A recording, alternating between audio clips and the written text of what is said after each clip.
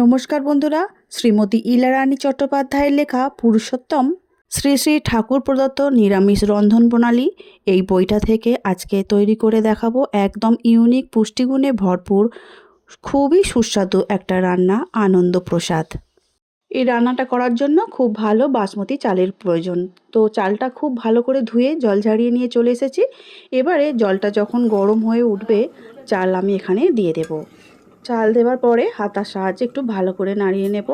দিয়ে দেব পরিমাণ অনুযায়ী নুন দিয়ে ভালো করে একটু মিশিয়ে নেব। তারপরে দিয়ে দেব অল্প পরিমাণে সাদা তেল, যাতে ভাতগুলো খুব ঝরঝরে হয়। এখানে তোমরা ঘিয়ের ব্যবহারও করতে পারো, তাহলে ভাতের ফ্লেভারটা ঘিয়ের মধ্যে চলে আসবে, খেতে ভালো লাগবে। এদিকে একটা ফ্রাই প্যান বসিয়ে দিয়েছে, আমি কিছু সবজি নিয়ে নিয়েছি। সেই সবজিগুলো এখানে ভেজে নেব। সাদা তেল প্রথমেই দিয়ে দিচ্ছি, দিয়ে সবজিগুলোকে আগে থেকে আমি ধুয়ে রেখে দিয়েছিলাম। ডুমো ডুমো করে কেটে রাখা আলু, গাজর, ফুলকপি, কড়াইশুঁটি এইগুলো দেব।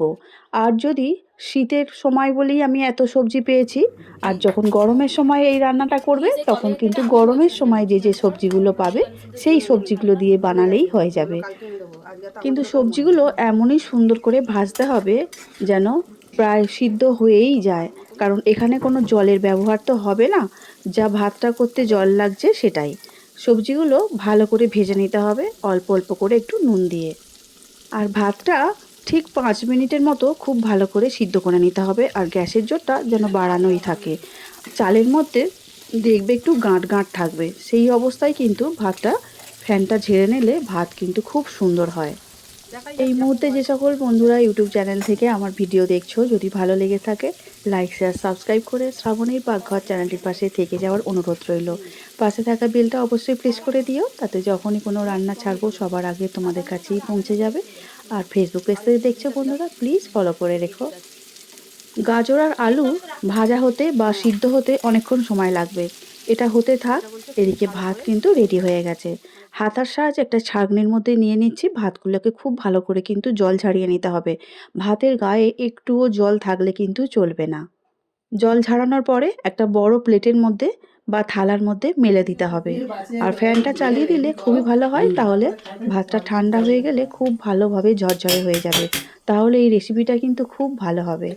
আমিও তাই বড় থালার মধ্যে মেলে দিচ্ছি, আর ফ্যানটা কিন্তু চালিয়ে দিয়েছি। বাকি ভাতগুলো ছেঁকে নিচ্ছি, একইভাবে থালার মধ্যে দিয়ে দেব। এদিকে সবজিগুলো প্রায় ভাজা হয়ে এসেছে ঢাকা চাপা দিয়েই। আর লক্ষ্য করতে হবে যেন সিদ্ধ হয়ে যায়। তবে তোমরা চাইলে এর মধ্যে ফুলকপি, কড়াইশুঁটি সব একসঙ্গে দিয়েই ভেজে নিতে পারো। আমি একটু আলাদা আলাদা করেই ভেজে দেখাচ্ছি। এদিকে আলু খুব ভালো করে সিদ্ধ হয়ে গেছে, গাজরও সিদ্ধ হয়ে গেছে। তাই এখন একটা প্লেটের মধ্যে তুলে নিচ্ছি। এরপরে ভেজে নেব ফুলকপিগুলো। আবারও বলছি, সমস্ত সবজি কিন্তু একবারেই ভেজে নেওয়া যেতেই পারে। আমার সবজিগুলো একটু বেশি বলে আমি সেই জন্য একটু আলাদা আলাদা করেই ভেজে নিচ্ছি। ফুলকপিগুলোও দিয়ে দিচ্ছি, এপিট ওপিট করে নাড়াচাড়া করে ফুলকপিগুলো ভেজে নিতে হবে। আর কিছু বিনস আমি এখানে নিয়েছি, কড়াইশুঁটি নিয়েছি, একসঙ্গে এই তিনটে ভেজে নেব। তোমরা চাইলে এর মধ্যে ক্যাপসিকাম অ্যাড করতে পারো, বা তোমাদের পছন্দ মতো সবজি নিতে পারো বা বাদও দিতে পারো। সব কিছু খুব ভালো করে নাড়াচাড়া করে নিচ্ছি। অল্প করে নুন দিয়ে ঢাকা চাপা দিয়ে সুন্দর করে ভাজতে হবে। মাথায় রাখতে হবে যেন সবজিগুলো ভাজতে ভাজতে পুরোপুরি সিদ্ধ হয়ে যায়, সেইভাবেই কিন্তু ভেজে নিতে হবে। এদিকে আলাদা একটা কন্টেনারের মধ্যে 4 চামচের মতো আমি টক দই নিয়েছি। নিলাম 2 চামচ চিনি। চিনি আর টক দই খুব ভালো করে ফেটে নিতে হবে, যাতে চিনিটা খুব ভালো করে টক দইয়ের সাথে মিশে যায়, আর দইটাও খুব ভালো করে ফাটা হয়ে যায়। দই খুব ভালো করে ফাটা হয়ে গেছে। এবারে এদিকে নাড়াচাড়া করে আমার সমস্ত সবজিও কিন্তু প্রায় ভাজা হয়ে যাবার পথে। এই সবজিটা আস্তে আস্তে হতে থাক, ততক্ষণ আমি আর একটা কড়া বসিয়ে দিয়েছি। সেই কড়ায় দিয়ে দিলাম 3 টেবিল চামচের মতো সাদা তেল, দিয়ে দিলাম 1 চামচ বাটার। বাটারটা সাদা তেলের সঙ্গে খুব ভালো করে মিশিয়ে নেব। এখানে তোমরা ঘিয়ের ব্যবহার অবশ্যই করতে পারো। ঘিয়ের ব্যবহার করলে ফ্লেভারটা আরও ভালো হয়, অবশ্যই অবশ্যই খেতে ভালো হয়। আর আমি ঘিয়ের থেকে বাটারটা বেশি পছন্দ করি বলে রেসিপিটা আমি বাটার দিয়েই বানাবো। এখন দিয়ে দিচ্ছি অল্প একটু গোটা গরম মশলা, 2-3টে এলাচ, 2-3টে লবঙ্গ আর 2 টুকরো দারচিনি। খুব ভালো করে প্রথমে ভেজে নিতে হবে। তারপরে দিয়ে দিলাম 1 চামচ আদা বাটা। আর ওদিকে ভাত কিন্তু খুব সুন্দর করে ঝুরঝুরো হয়ে গেছে। আদা বাটাটা দিয়ে খুব ভালো করে নাড়াচাড়া করে একটু ভেজে নিলাম। দেখতেই পাচ্ছ ভাত কিন্তু একদম ঠনঠনে ঝরঝরে হয়েছে। এই ভাতগুলো এবারে এই সাদা তেল, ঘি আর আদার মধ্যে দিয়ে দেব। দিয়ে খুব সুন্দর করে নাড়াচাড়া করে ভাতগুলো ভেজে নিতে হবে। প্রথম ব্যাচের যে ভাতটা আমি নামিয়েছিলাম সেই ভাতটা প্রথমে দিয়ে দিচ্ছি। তারপরে আবারও সেকেন্ড ব্যাচে যে ভাতটা ঝারিয়েছিলাম সেই ভাতটা আবারও পরে দিয়ে একসঙ্গে খুব ভালো করে নাড়াচাড়া করে নিতে হবে। আর শুধু নাড়াচাড়া নয়, 2-3 মিনিট খুব ভালো করে ভাতটা কিন্তু ভেজে নিতে হবে, তাহলে টেস্টটা আরও ভালো হয়। সব ভাত একসঙ্গে দিয়ে দিলাম। ধীরে ধীরে ভাতগুলো কিন্তু ভেজে নিতে হবে, আর বেশি জোরে নাড়াচাড়া করা যাবে না।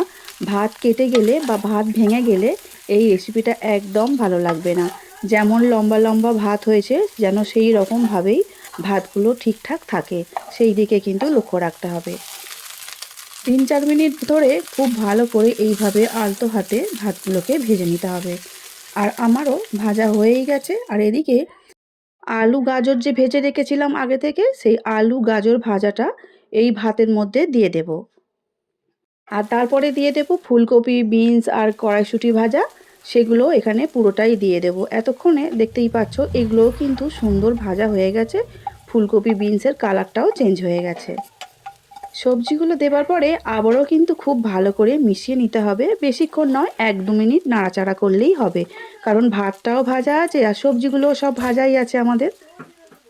ব্যাস, ভাত সবজি একসঙ্গে খুব ভালো করে মেশানো হয়ে গেছে। এবারে যে আগে থেকে টক দই ফেটে রেখেছিলাম চিনি দিয়ে, সেটা পুরোটাই গোল করে ছড়িয়ে দেব ভাতের ওপরে। এবারে আগে থেকে আমি বেশ কিছু কাঁচা লঙ্কা রেখে দিয়েছিলাম কেটে, আর রেখেছি ধনেপাতা কুচি। সেই কাঁচা লঙ্কা কুচি আর ধনেপাতা কুচি এর ওপরে ছড়িয়ে দিতে হবে। হ্যাঁ, তোমরা দেখেইছো নিশ্চয়ই এর মধ্যে কোনো আলাদা করে ঝালের ব্যবহার করা হয়নি।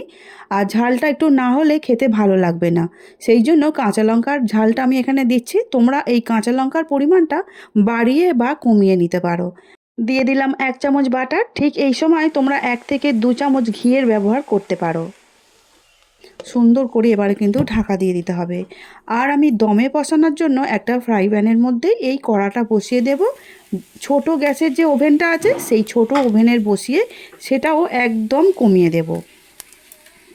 এরকম অবস্থায় 5 মিনিট রেখে দেব দমের জন্য। তারপর বাকি 5 মিনিট আবার রেখে দেব রেস্টে। দমে বসানোর পর যে স্টিমটা তৈরি হবে সেই স্টিমটা যাতে বাইরে বেরোতে না পারে, একটা লবঙ্গ দিয়ে ঢাকনার যে ছিদ্রটা আছে ওটা আমি বন্ধ করে দিলাম। আমি কিন্তু 5 মিনিট দমে বসিয়ে রেখেছিলাম। বাকি 5 মিনিট আমি ঢাকনাটা খুলিনি। আমি ঢাকনাটা না খুলে বন্ধ অবস্থায় আরও 5 মিনিট আমি রেখে দিয়েছিলাম। তারপর পরিবেশন করেছিলাম। ব্যাস, খুব ভালো করে এবার হাতার সাহায্যে মিশিয়ে নিতে হবে। আজকে আমার রেসিপি একদম নিরামিষ সুস্বাদু আনন্দ প্রসাদ রেসিপি একদম রেডি হয়ে গেছে। একটা সার্ভিং প্লেটের মধ্যে তুলে নিচ্ছি। এক বন্ধুর কাছ থেকে এই রান্নাটা শিখলাম, দেখে খুবই ভালো লাগলো, তাই ভাবলাম আমিও বানিয়ে ফেলি। কিন্তু সত্যিই যে এতটা খেতে ভালো হবে আমি কিন্তু আগে ভাবিনি। আজকে এই রেসিপিটা তোমাদের কেমন লেগেছে অবশ্যই কমেন্ট করে কিন্তু আমাকে জানাবে। এই ধরনের নিরামিষ রেসিপির সঙ্গে একটু শশার স্যালাড হলে খুব ভালোই হয়, সেই জন্য আমি কিছুটা শশা কেটে নিয়েছি। আজকের মতো আসছি, সবাই খুব ভালো থেকো। আমার ভিডিওটি দেখার জন্য অসংখ্য ধন্যবাদ।